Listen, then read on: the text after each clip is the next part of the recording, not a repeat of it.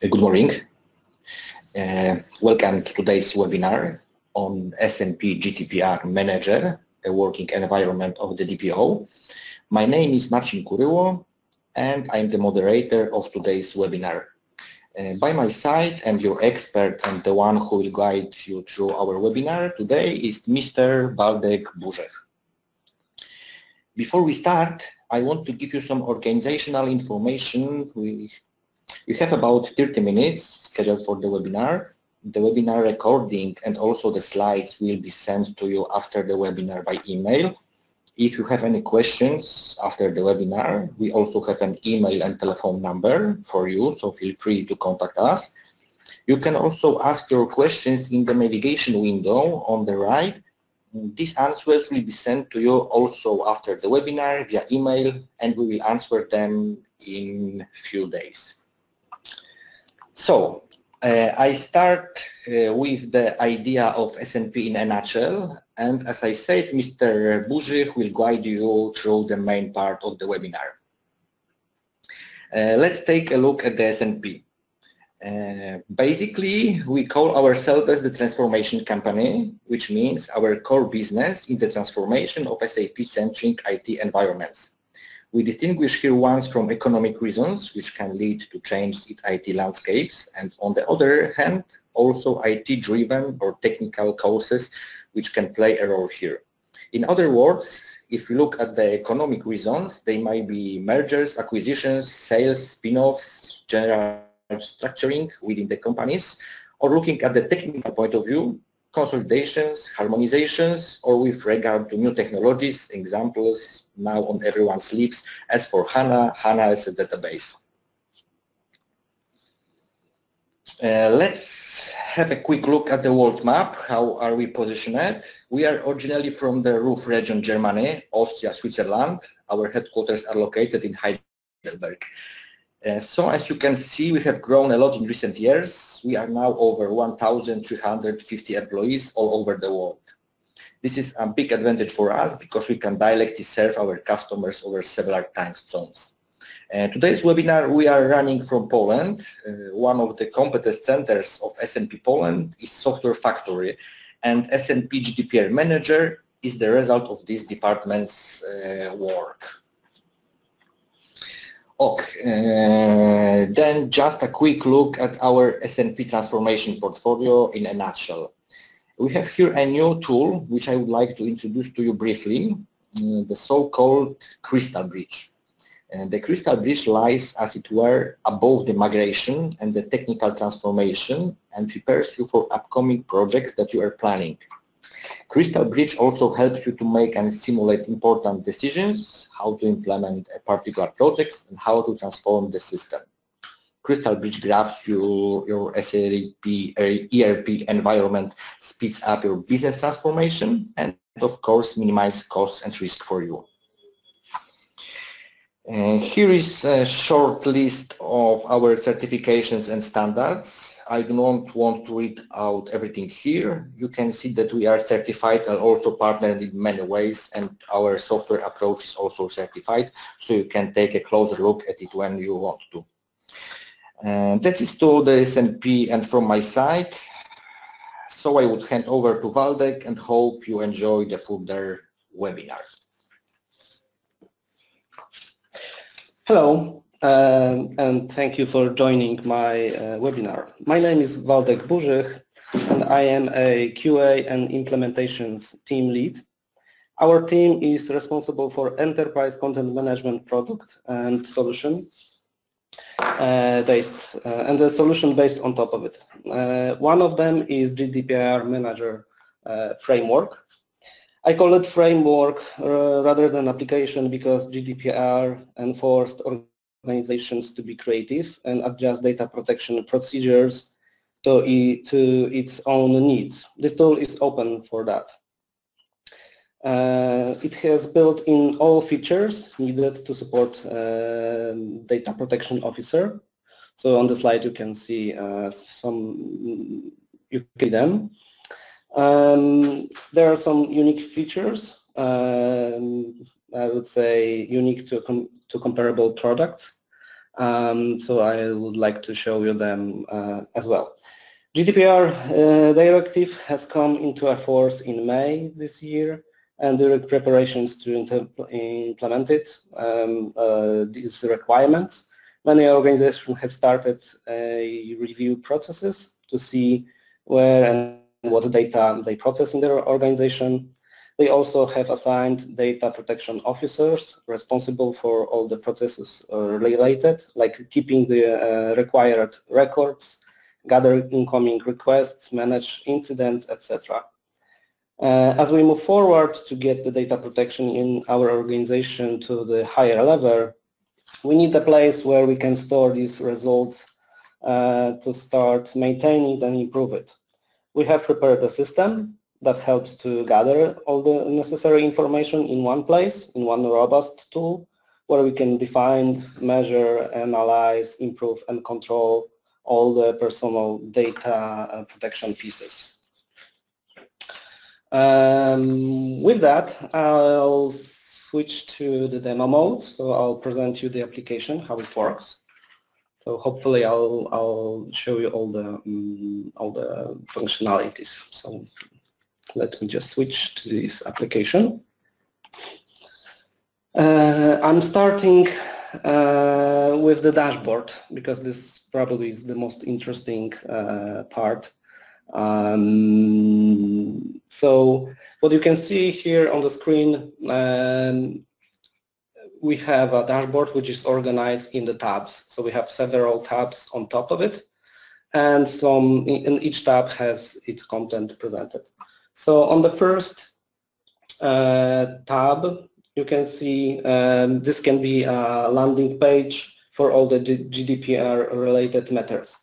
What you can see is a set of tiles designed for DPO to have access to all the most important information, like registers, have access to requests coming into our organization, to the reports, analysis, and to incidents. On the right-hand side, we have some KPIs defined, like, let's say, activities that we identify in our organization as a data controller or as a data provider. Let's say that we have access to the number of incidents that we had with data protection and some corrective actions that were done or pending. So this panel over here is fully customizable. So all the data that you want to see first, you can define here. So the next tab we have, let's say, the historical data of incidents tracked in the organization. The chart can show how much incidents we have over time in each month separately. Let's say that we have a number of data breaches incidents and new incidents for each of the types. So because as we as we process the data, we can be data controller. So this is PDC shortcuts for, or we can be provided with some data from the outside vendors. So this is the PDP. PDP piece. The next slide is more advanced. The next tab shows information about our core data processing activities defined in our organization. So what we can see is the number of them, again, defined as a data processor or as a data controller. So we have, let's say, 14 activities defined as a data controller. So this is our core activities that we do with our data, where we collect data, where we process data, etc. Below there is a breakdown showing the number of items belonging to different data categories. Let's say that we want to show how much of our personal data is kept in different databases in SAP system. We can define, let's say we have the payroll system that holds some of the data, the newsletter etc. So this is a breakdown of all the actions defined in our system by the type or the place where this data can be found. In the middle, let's say, okay, on the right-hand side there are charts. So this is a similar logic to each of the tab that we have on the right-hand side, the chart showing the key parameters. These parameters, they regards to activities that we define. So we have, again, the number of activities breakdown as a controller or as a data provider. We have number of secured and unsecured versus unsecured activities. We can see how much action plans we have in place planned for improve the security of this personal data, etc. So this is again customizable based on the data that we have defined in our management tool, because what we can see here is just the dashboard. So there is a tool on the base of that where we need to place those data. So in the middle you can see the chart that we have our activities defined. Let's say that we have a newsletter. So we can see that, yes, it is secured and the risk associated with leaking or breaking down, like exposing the data is really low. So there is no correction plan. But let's say that we have membership forms, which maybe the risk is somehow higher. So there's some reasons, let's say, that it's outside of our organization, or there is less safeguards. So you can see that there is a corrective action plan. So probably this DPO has planned something to secure this membership form to lower the risk associated with exposing the data. So again, this is just the dashboard, so we can report it somehow. And the next tab is the tab where we can see the risk assessment. So not every organization needs to do it. But this tool, our SNP GDPR Manager, has the ability to do the periodical risk assessments. So in this tab, on this radar chart, you can see our actions defined in the system. So what you can see here is the primary risk and residual risk. What is that? So primary risk, so this is something that we can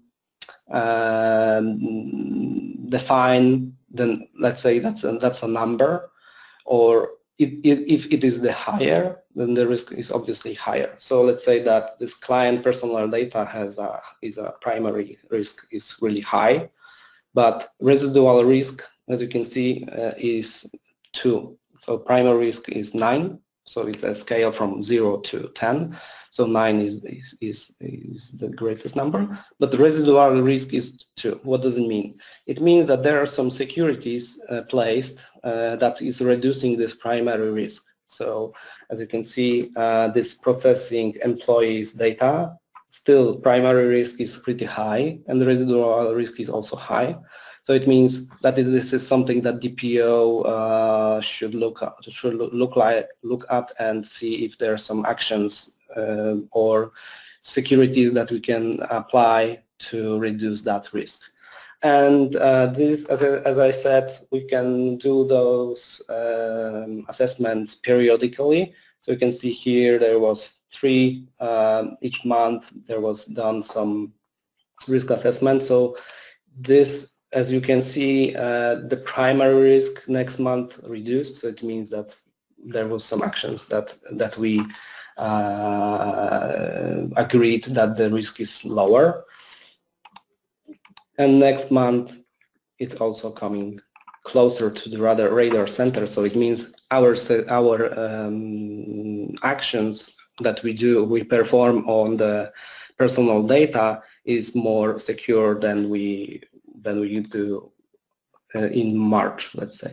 So this is again a great tool to justify expenses.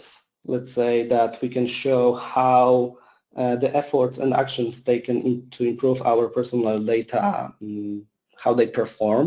So again, this can be a tool to report the progresses, and if our actions, let's say that we add additional actions that we perform on personal data, they will also appear on this chart. So this is a living thing, and we just have a snapshot of how we perform.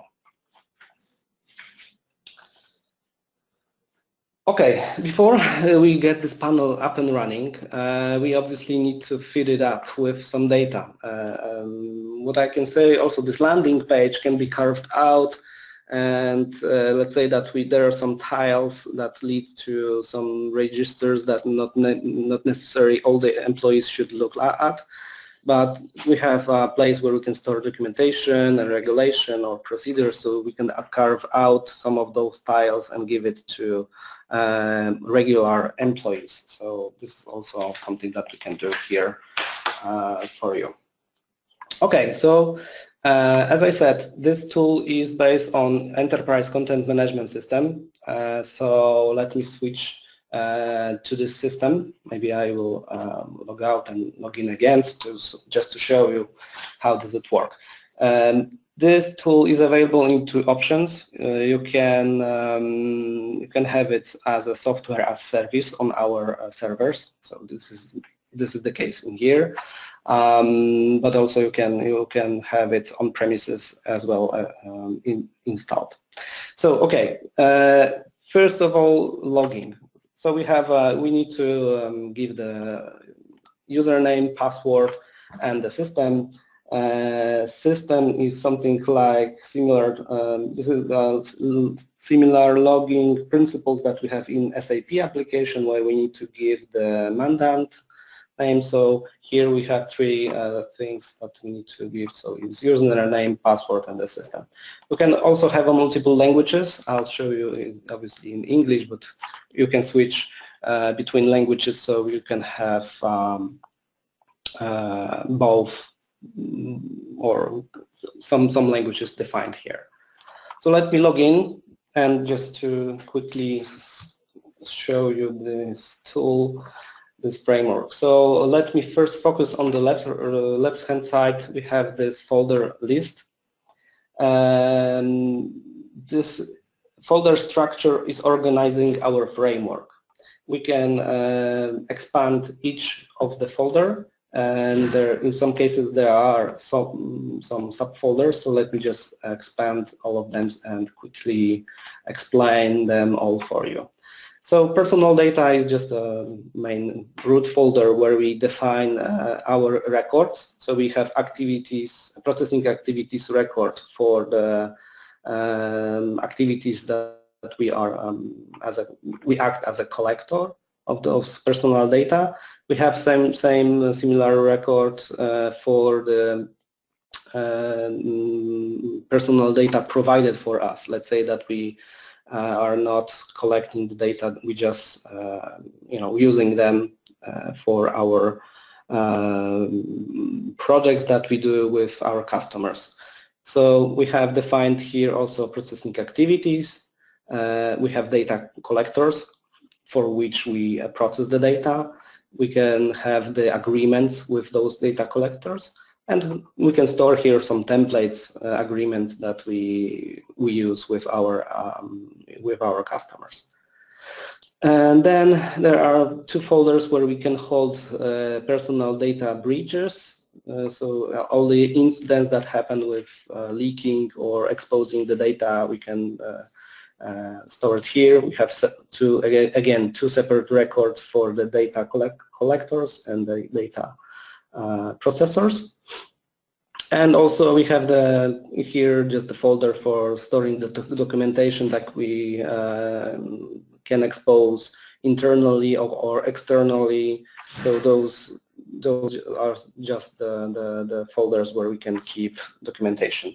This is again a content management system, so The base of it is just the electronic documents that we define here, but also we can store here any type of content, let's say emails, Word document, PDFs, etc. Risk assessment, I'll tell you later what it's all about. This is all about this radar chart. We can have defined here corrective action and information request. That's the last folder, and I'm going to start with it. So when you select each of the folders in the middle of the screen, you can see the items that you can find in there. So in this case, we have information request. Let's say that someone has sent an email to our organization and he requested a data removal. So each of those actions we need to track. Let's say that we can have a look how does it work. So when you click on the document, you can see the list of attributes describing this type of document. So in this case, that's the request coming, and it was an email sent by Mr. John Doe, and he would like to remove the records from our systems. So obviously we need to, through the GDPR requirements, we need to remove all those data from our records if that's possible. So, so this is the base information about the case. And below we have our DPO or someone who is assigned to that process. He needs to take some actions. So request type was, we can define many request types. So in this case that we have defined data removal, information request, or modification request. In this case, someone wanted to remove the record, so it was selected that the request type is data removal. The request was sent in May, and we can see that the processing status is closed. So below you can see what the action was taken. So in the 30th May request, it was requested to be located. There was a request to locate the data in our system of this Mr. John Doe, and then the next few days the data has been removed and the notification has been sent to the requester. So again, this is just an action items that was taken in order to have this case closed. The other case, someone sent us a letter. So in the attachment we can also see this letter. This is just a plain letter that, dear data controller, please change my name from Doe to Kowalski. Sincerely, Klauda Kowalski. So it means that someone requested to modify their personal data. So again, modification request was selected as a modification, and this status is still proceeding, so it is registered, but there's nothing happened. The letter has been scanned and attached to the request. So it means that this case still needs to be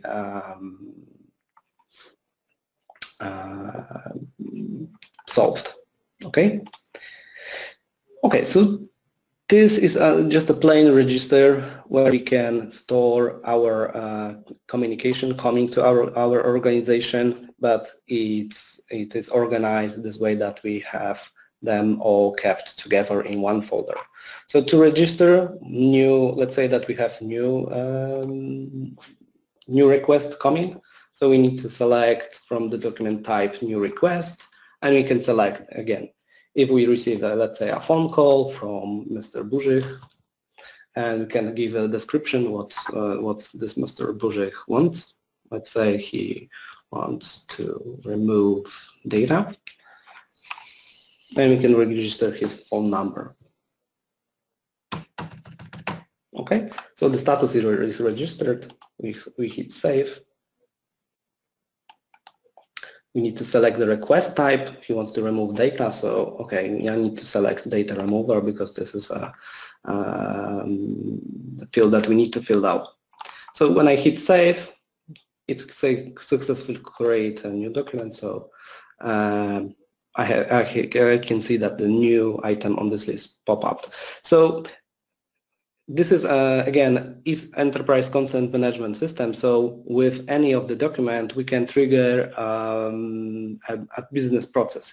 So let's say that DPO or someone is registering a document. Let's say we can have it combined with an email address. So wherever others are coming to, let's say DPO, ape, wherever.com, we can have it automatically pull it in and have the process triggered to inform someone that there is new request coming to our organization. So this is simply, I started with that because it is really simple to show you how this whole application is built and created. So we have a document folder, we have new item, we can show, edit, copy, export, and all these buttons on top of it seems to be self-explanatory. We can build some kind of different views also. So let's say that we have just a view for plain requests, but we can all see all documents. We can build several tabs with different views. Let's say that we want to see only the new items or closed items. This can be adjusted. There are some configurators on the top of it. So let's say that we can go to and configure views. So again, we can move on and build this application and adjust it to your needs. Same with the dictionaries. Let's say that we have these dictionaries here with the request type. We have seen that. So these request types request type, we can see the dictionary values. So I'm showing you just to let you know that this is not a closed-end product, because you can add additional items to the dictionary and expand the functionality. Okay, so let's go to the record, because that's the base of this application. I'll start with the processing activity record for us as an organization, as a data collector.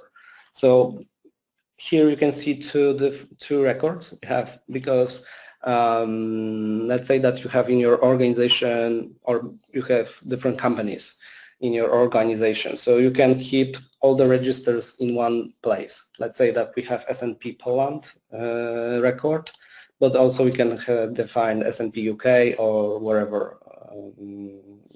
You can split the records for the number, how many you need.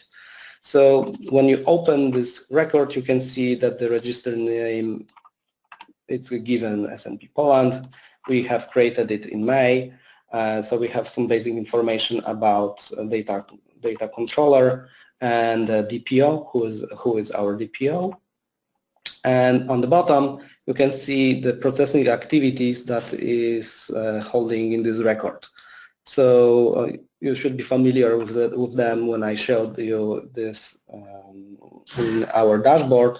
So this report is just to hold them all together, all the processing actions. Each of the processing actions can be accessed at views from here. So let's say that I want to see this newsletter processing activity, and I can go into each individually and see what's the processing purpose of this processing activity, what's the data subject, what's the data categories we maintain in it, what's the data sources, how many years we want to retain those information. And so this is probably you are familiar with all those fields are required by GDPR requirements. Data set type. This is something that let me refer to this chart again. So this is exactly this place where this chart is built. So this chart is looking for data set types associated with different activities, and this way this chart is built.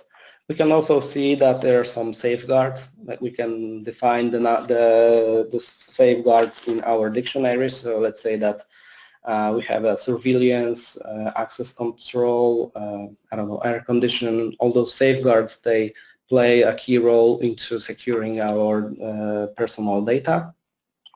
So here you can simply define and select, okay, if there's something changed, let's say in time, that we have, I don't know, we put the window guards to improve the safeguards, we can select the new safeguards, we can save it, and this way we can work on our activities and track and maintain this record. Okay, so I will not show you all in details because there's a lot in it. This is exactly what is required in GDPR requirements. So so something that is unique here, so is what is not required. We have, you can see this access rights table. It is not filled out, so maybe I'll show you a different example. Let's say the payroll data. Okay, in the access right, there is, we can see that there is one person who has the access right from 7th of July from to, so it is not defined when it expires. So this way you can see what people who in your organization has the user rights to read or administer or modify the data, personal data. In this case, that are payroll data.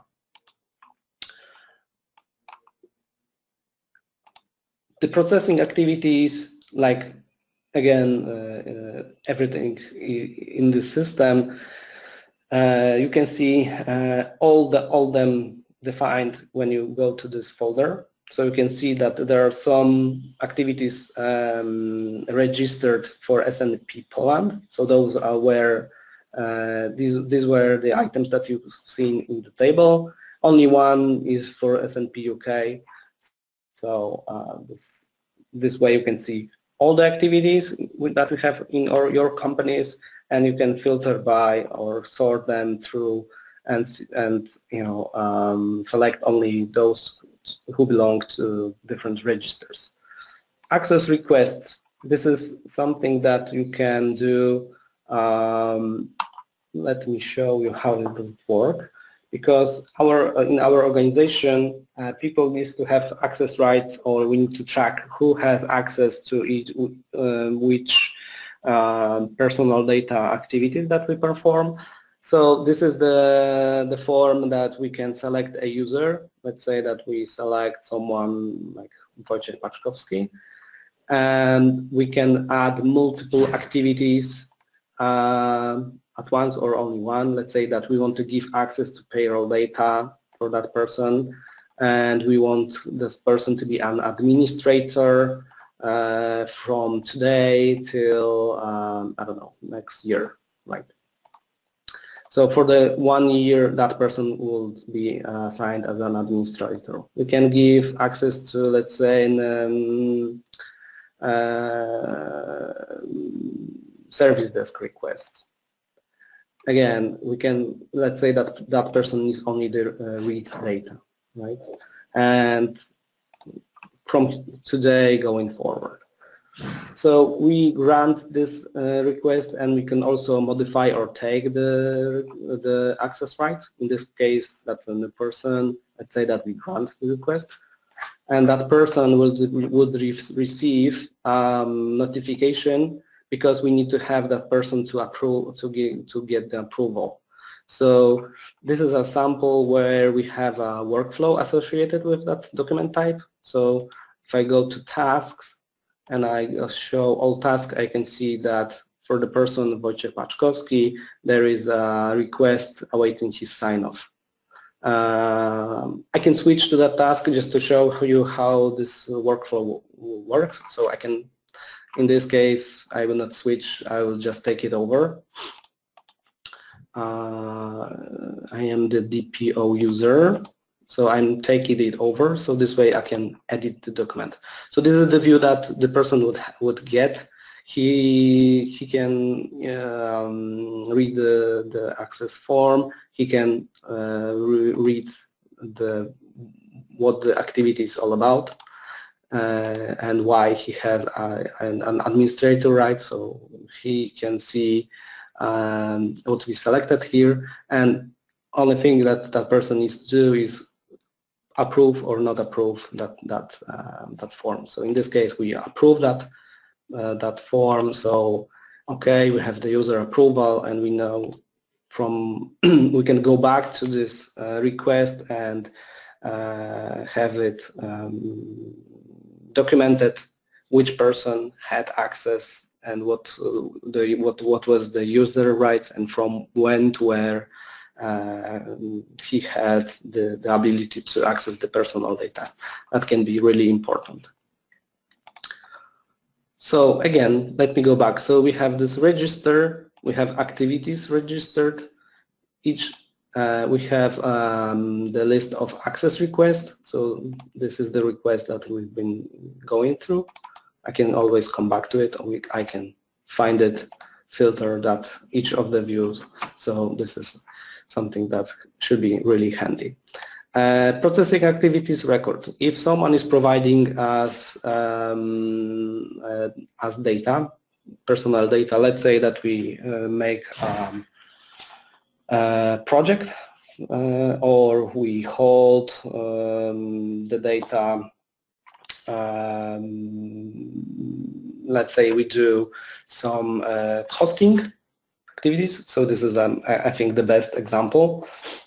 So I'm switching from, so again, the records, you can maintain how many you want. So I have an SNP register again, so I can see that there are some activities defined. Let's say SAP, we do trainings, maintenance, administration. So this is the data that we are getting from our customers, and this way we have access to the personal data, not belonging to us, but for the customers. But we still doing those tasks, we still have access to it. So for each of this activity, we also can define the safeguards. We can put the details, what it's all about, and let's say that we administer some SAP system for our customers, so we can add here the controllers. Controller, it means, in terms of GDPR, it's a company. So let's say that we administer system for companies. So first we need to have signed the agreement with the company for providing the personal data, and we need to put those company to the system. So let's say that we have company X. So I can select that I'm hosting or administering this system for this company X. So I can build this table and add as many controllers as I have. So this is a living thing. So obviously we need to put some safeguards here just to make sure that we keep provided personal data safe. So this is the work for DPO to make sure that we have procedures in place and some safeguards to keep them secure. Okay, I'm not going to save it. So let me go to the definition of these data controllers. Again, this is a simple list where we define company X. So we can store here basic data, what's the company data we are getting, is there any joint controller, who's the representative, and most important, who is the DPO at the company side, if there's something we need to discuss. And agreements, again, we can define the agreement with each of the companies. So agreements is also a good place here that we can store all the agreements. Let's say that we signed the agreement and we scan it. Let me see if I have it attached. No. So here you can have scanned data processing agreement with the company. So this agreement needs to be then associated with, okay, you can see that this is just a plain form with from to, that's the dates that we have this agreement the time for. Agreement ID is just the number, and we can assign an owner, and we need to associate it. Let's say that we have an agreement with a manpower company, and this way you can organize and have all your agreements in one place. So I think that's something unique comparing to the other products. And you can store some templates. Let's say that you have template agreement. You can also have it stored here. That's the Word document. So we don't have. We cannot view it. We can only view it, the PDF documents. But you can download it and edit it in Word application. Okay, quickly through the personal data breach record, because we are running out of time. Breached records is the place where we can keep all our let's say incidents like exposing the data, modification, unfortunate modification of the data. So here again, there's a form where you select the reporting person. You can give a title, breach type. It's also a dictionary, so it's the declassification, mandacy, order, sharing, etc. We built here a button where you can, if that's possible in your country, to report authority directly through the web service. That's the we can build it up. We built it up, so this functionality can send notification directly to the authority with all the details, and this way we can improve our speed because we have only 72 hours to notify authority when something happens. So again, I'm running out of time, but it's the same logic applies here. There are fields, tables that we need to fill out, and we can use those to build our metrics in the dashboard. So I think that's it. Last thing is the training session. We can also have the training session defined. We can type in we can select the personal training, type of training, the dates, and participants. We can have defined expiration date, so that can be useful to see, okay, we have, we need to renew the training for some people, and by the expiration date we can define, okay, who's in our organization needs to be this training repeated. So that can be also handy. So that's briefly it. I think I covered most of the more important parts. There is probably more. Again, I would repeat myself, but that we are talking about a content management system, so you can use it for storing any documentation. This can be rebuilt for your needs. So we are really flexible and looking forward to have your tendency to and meet you again. Last slides. I will skip this one because I already covered this. Again, we can this SNP GDPR Manager is available in cloud or on premises. That's the basic features that helps, that's ECM, our product features that helps to meet GDPR requirements. So we're talking about encryption, process modeling, document repository, we have full history tracking. We're talking about user roles, so this can be really secured.